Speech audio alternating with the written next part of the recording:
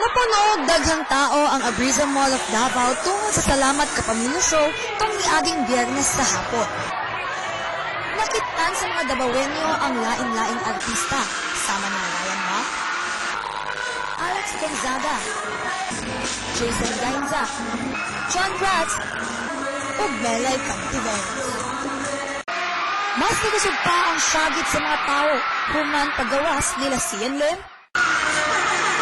Salvador,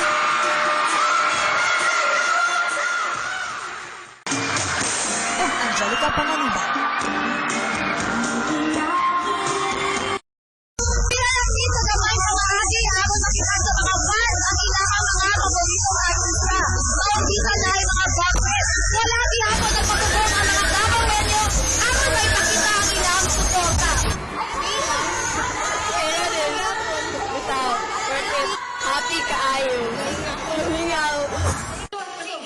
Para sa mga walay tiket ug dili ganahan makituot sa sulod sa mall, na gitukod nga dakong screen sa gawas aron makataghapon ang mga tawo.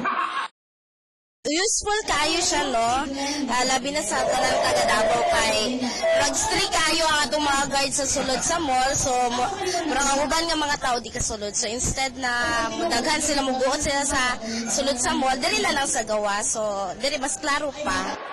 Dili lang pud fans ang nalipay kay bisan ang mga organizers sa maong mall show, lipay pud kaayo sa nahimong resulta. Siyempre, makahappy kay murag katunggingon ni Mayor na patayo na kadayawan. Mag-enjoy dapat ang tanan. Kinailan lang kini nga bisan unsa pay may tabo kung mag-uban-uban ang mga Davaoenyo, mahimong malampuson ang pagsaulog sa kadayawan. Dahlin Pate, Nagabalita.